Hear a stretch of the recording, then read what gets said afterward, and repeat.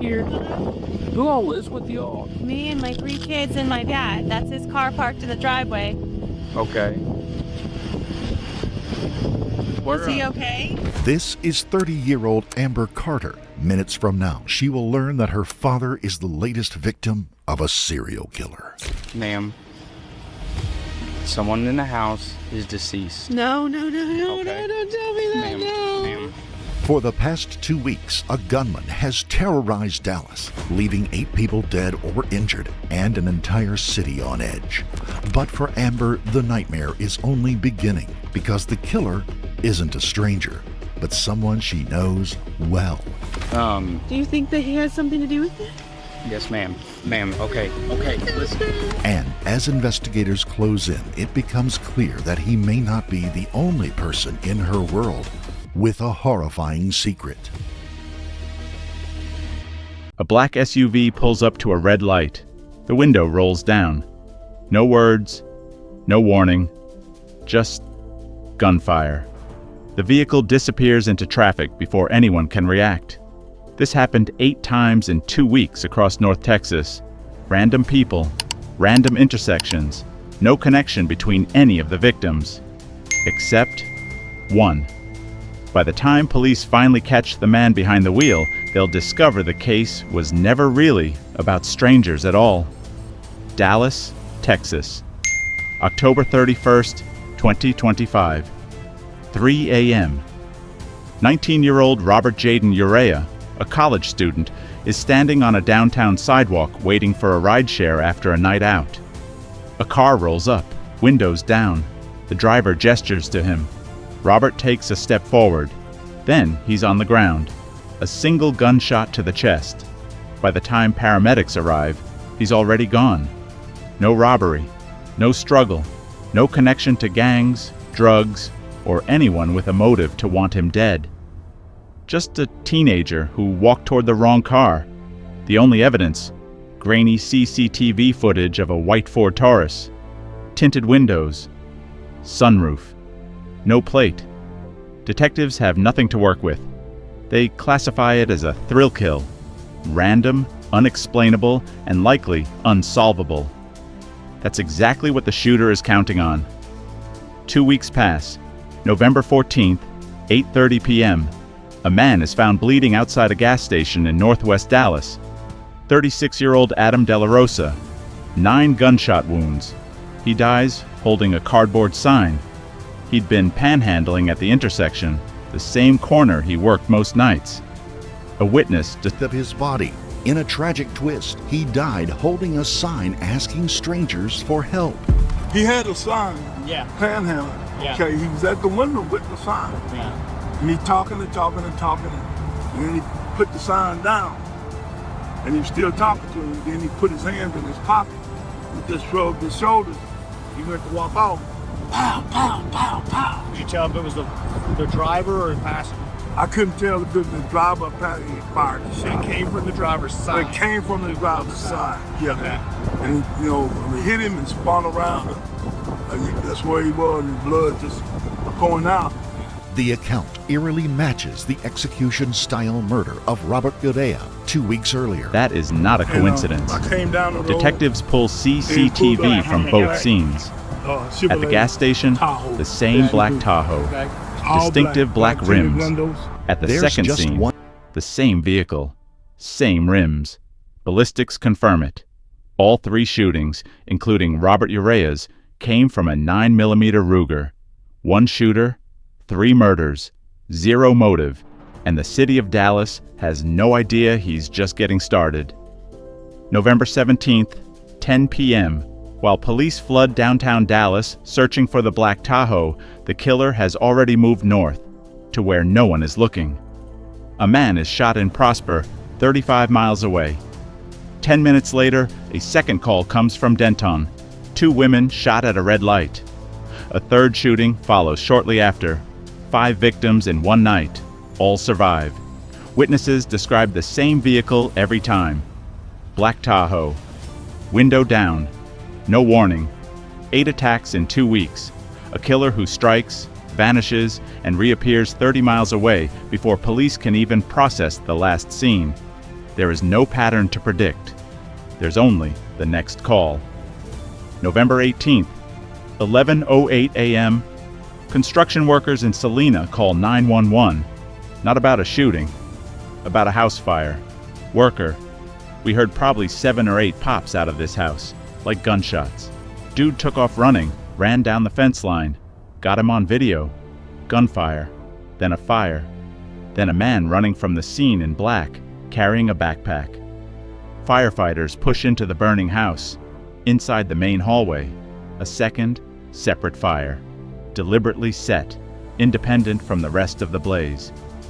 Firefighter: it's been set. Personal opinion: someone didn't just shoot the person inside this house. They tried to burn the evidence with him. When the fire is finally out, investigators enter. In the middle of the living room, the burned body of a man. 4 gunshot wounds in his torso. 9mm shell casings scattered around him. The victim, 60-year-old Blair Carter. His daughter, 30-year-old Amber Carter, is at the scene, unaware her father is the man inside. Officer: ma'am, someone in the house is deceased. Amber: no, don't tell me that. Police ask if anyone might want to hurt her father. Amber doesn't hesitate. She names her ex, the father of her children, Jeremy Harris. A background check reveals a history that should have raised alarms long before this moment. Multiple convictions, family violence, burglary, drug possession. He'd been released from state prison roughly a year earlier for assaulting a family member. And there's something else. Amber describes the vehicle Jeremy drives. Amber: a big black Suburban. Older one, like an 04, 05. It's an exact match for the vehicle linked to 8 shootings across North Texas. Celina police have no idea they're holding the key to a case the entire city has been chasing for 2 weeks. Detectives ask Amber when she last spoke to Jeremy. Amber: Halloween. He kept asking, "Where do you live?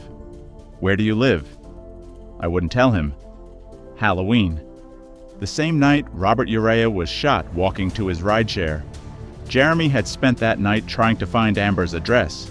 She refused to give it to him. For 2 weeks afterward, while a city was being terrorized, Jeremy kept asking. She kept refusing.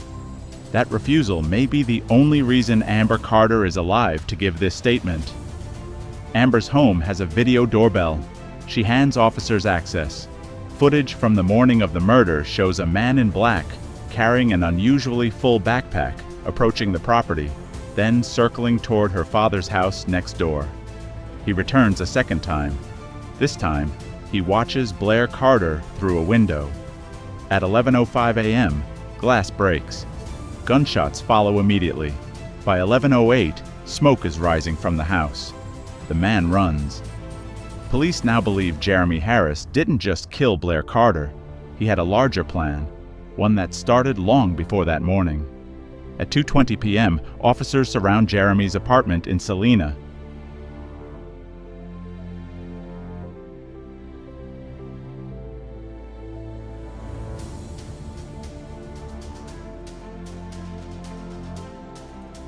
We had probably 7 or 8 pops out of this house. They were like gunshots. So who took off running, ran down the fence line. Guy in the gray shirt got him on video. Yeah. Okay. That's the reason I was calling you. Yeah, no worries, no worries. Yeah, we just want to let you know. I mean, this dude took off running. Okay. Like he had just fucking done something. I don't know what he did in there, but we're parked right there in the white truck. It scared the shit out of us. We like jumped. Which gentleman?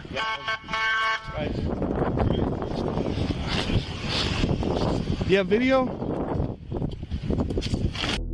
What's the say? Look, you went in on the fence over there, and he shot like 10 times. Shot 10 times? Yeah, he shot him, but he didn't hit him. Like, he shot him like where he went. So he's shooting as he's running? Yeah, he was running that way. So, Hit him. Apparently, this guy came to the fence here, shot about 10 times, then left, and this fire started, ran this way, headed south. Shooting's what they said. So we probably got a crime scene. There's a fire in this hallway right here, this main hallway. Yeah. That's independent of the bigger fire in the back. Gotcha. So, it's been set. Yeah. My personal opinion. Fireworks? Yeah. No. They went off? Okay. No. So, someone's just burning down their own house. But so those windows right there busted out. Yeah. So that's probably what they heard popping. It might have been. And then the top windows, I broke those out with my hand. Okay. So, I didn't even know. I broke them out. They are. Did anybody get the license plate off this car? Okay. Yeah. With the fire extinguished, investigators are finally cleared to enter the residence, where they are about to make a horrifying discovery. All the firefighters' names, start filling it out. Yep. Okay, can she get with Casey? Black SUV is pulling up right now with a driver who can help them with this very thing. Is he okay? He's not answering his phone. Okay. And you was inside the house?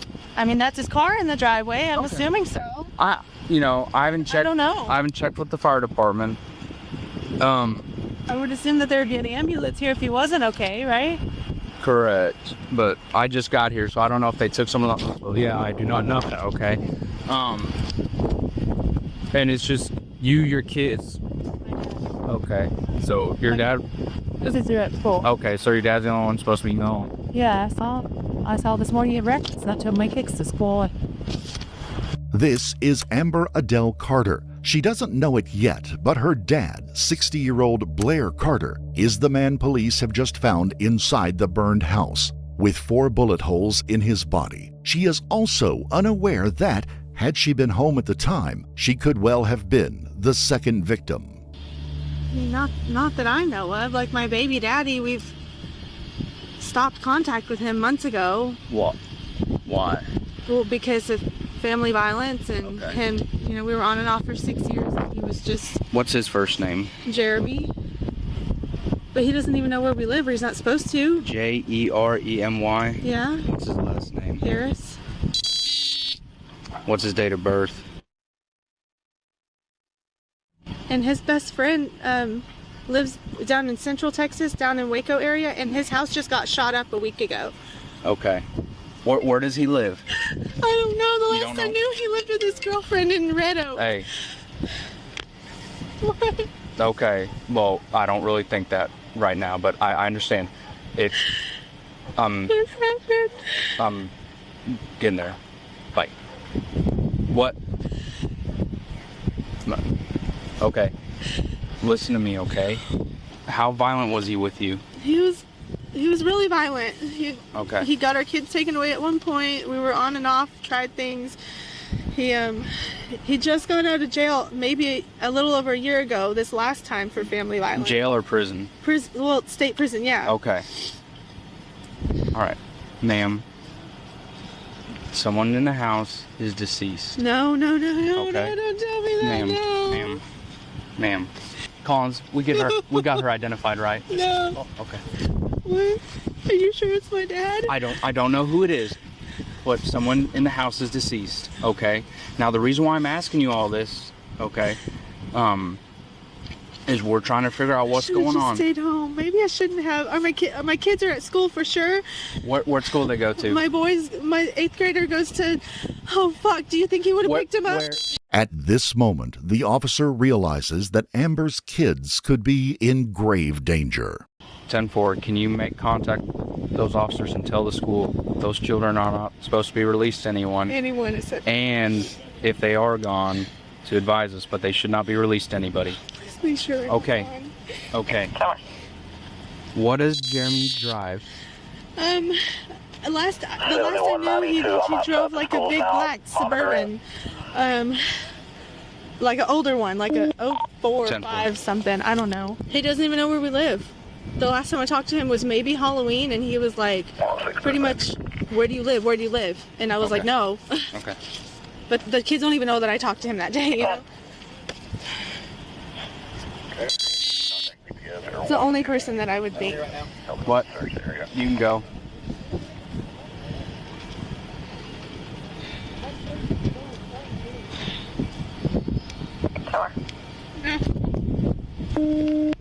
Does he hang out at home, or? We haven't seen him since September.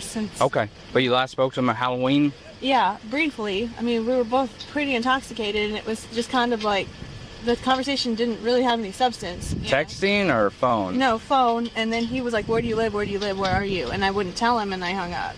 And that was Halloween? It was Halloween, yeah. And then the next thing I know, last week, my friend from down there, where he's from, Central Texas, tells me that his best friend's house got shot up. In Central Texas? Yeah, in Rosebud.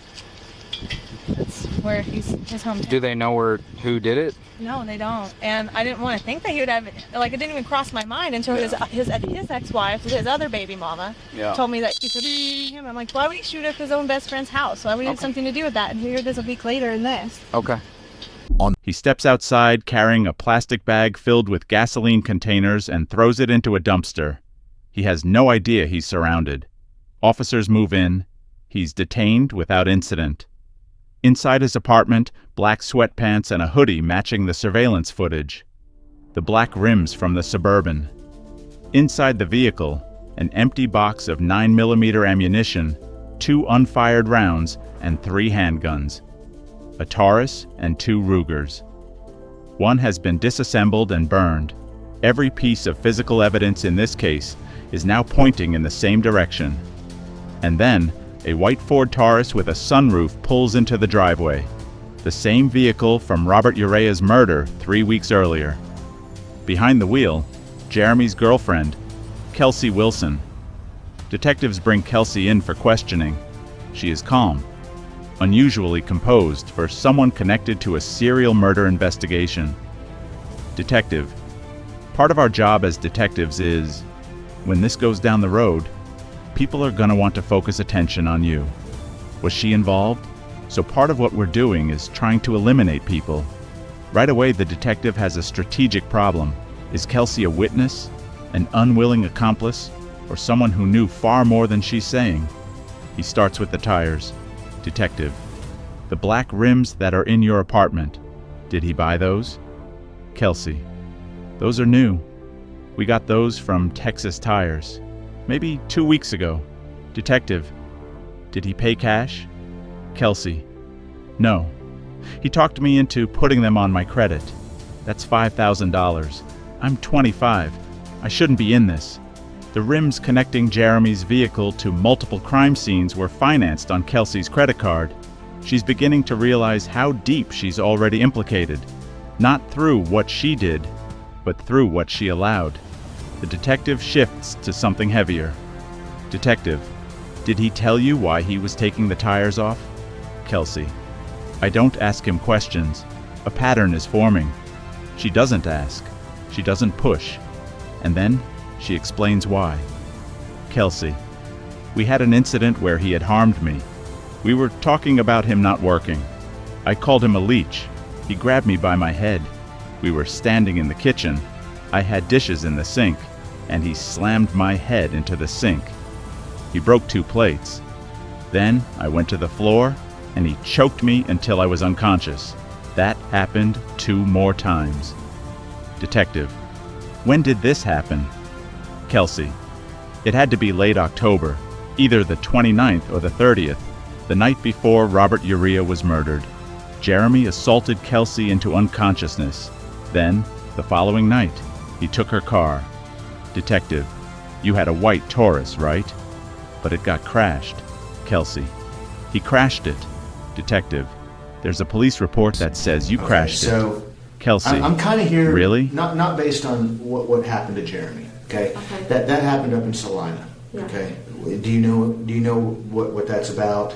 Because that's not really what we're looking at. So I kind of want to talk to you, and you might, like I said, you might know things and not even know that they're significant, right? Okay. So what we're doing is we're also looking at some offenses that Jeremy might have committed. Okay. And what we're looking at is maybe some help from you. Like I said, part of our job as detectives is, when this goes down the road, people are going to want to focus attention on you. Okay, did she have something to do with it? Was she involved? And so part of our job as detectives is to eliminate people, right? Right from the start, Kelsey appears unusually calm. She shows no visible signs of stress and seems to be more than willing to expose Jeremy, which raises an unsettling question. Is she helping the police or helping herself? The detective begins by presenting his strongest piece of evidence, never expecting the response he was about to get.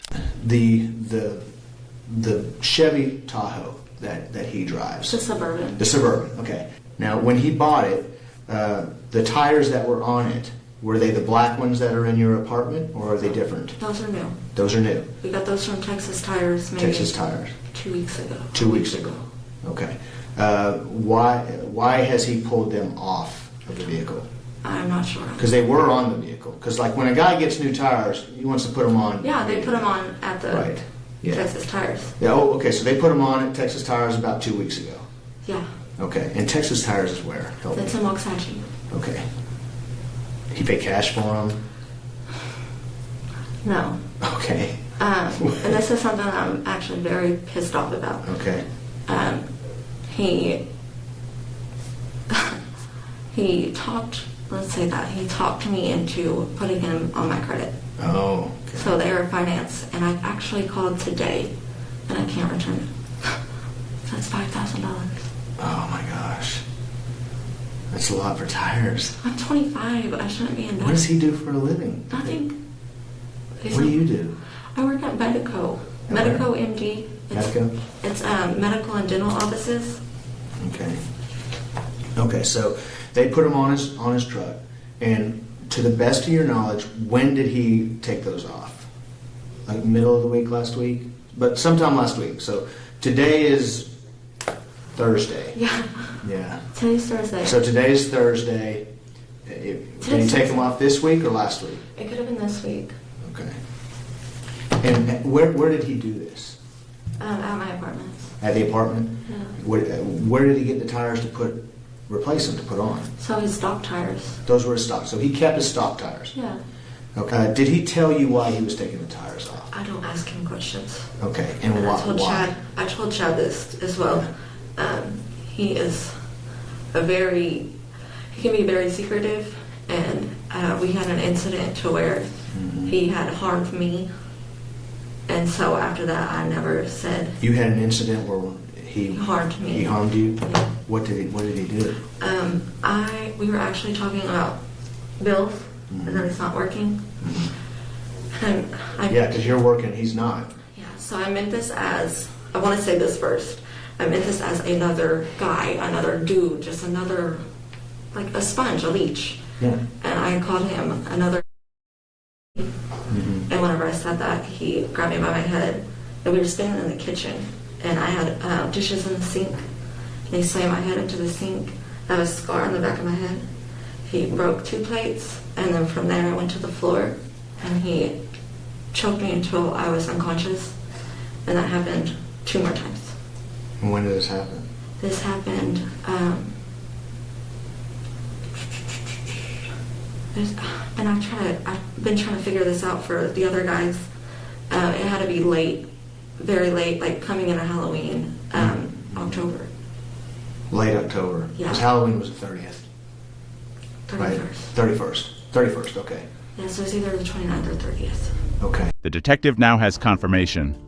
Jeremy used Kelsey's car the night he killed Robert Urea and falsified a report afterward to explain the damage. Kelsey didn't know she was covering for a murder.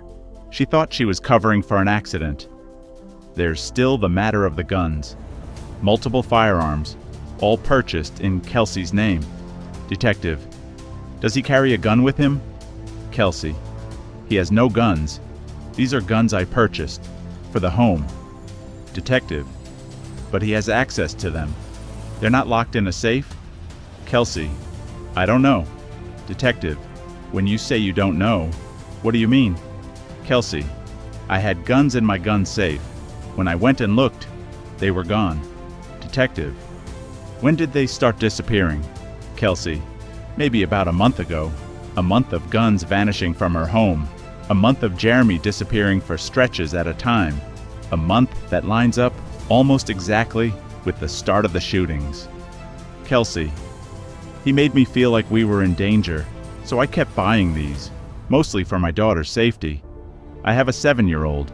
She was buying weapons to protect her family. Jeremy was using them to commit murder. The detective finally tells her what she's actually connected to. Detective, did you see the black Suburban driving around shooting people? Kelsey, my dad told me something about it today.